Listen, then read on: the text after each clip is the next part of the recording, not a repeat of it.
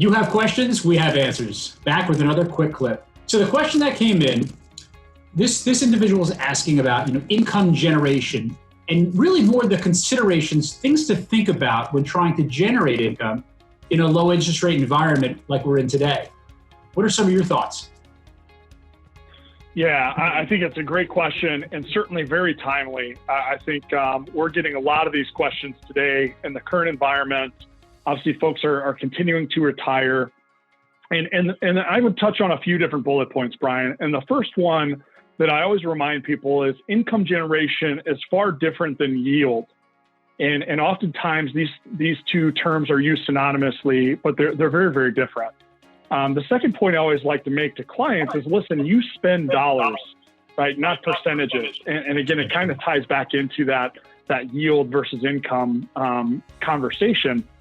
But most importantly is really starting with a plan for a client. And with that, we need to take a look at everything they have going on. We want to factor in their current sources of income, right? Whether that's a pension, Social Security, rental income, deferred compensation, right? Along with portfolio income, and really just take an inventory of everything that they have currently. From there, we can really start to identify where the opportunities are to start driving income from their portfolio and taking into consideration things like the types of accounts they have. Do they have trust accounts? Are they IRAs? Are they Roth accounts? And evaluating the different risks. I know a lot of folks, and rightfully so, with the roller coaster ride we've been on with the markets, are mostly concerned about market risk. But the reality is there's a lot of risk when we're planning for income that we need to evaluate for a client, right? There's inflation, there's credit risk, there is market risk, there's liquidity risk, longevity risk, right? There's just so many different things that we need to look at and evaluate for each individual client and really kind of customize what that plan looks like for them. That makes a lot of sense. I mean, what are some of besides the vernacular maybe that people may make mistakes on, what are some of the other things that investors might overlook when it comes to generating retirement income or having that plan? Yeah, that's another good question. So the first thing I think that oftentimes we kind of get sucked into is what I would call a yield trap, right? Going out there and looking for instruments that pay the highest yield. And that can be very misleading, right? There's a big difference between, let's say, a stock that has a 5 or 6% dividend that is only showing that simply because the share price is really depressed, right? The reality is the cash flow and the earnings and the growth of that cash flow or dividend increases may not really be sustainable, or maybe doesn't provide for a good, solid long-term income plan. So oftentimes we know there's no free lunch, right? So if there's something that's too good to be true, if something is paying a substantially higher yield today than maybe what a risk-free asset might be, that's something that we certainly have to take a look at.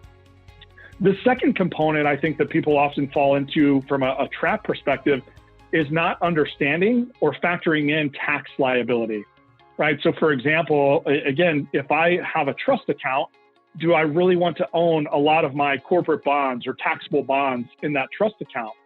That may be not the most efficient place to hold those. At the end of the day, it's about how much money do I get to keep, or how much do I get to spend or pass on to my family.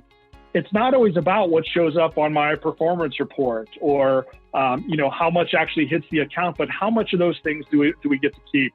And really what it comes down to is, not to be cliche, but we want diversified sources of incomes, right? We want dividends from stocks. We want to be able to take capital appreciation or capital gains. We want interest from bonds. Maybe we want some options premium. Whatever it might be, we want a lot of sources of income throughout our retirement years so that we don't get pigeonholed in and have too much risk kind of sitting in one area.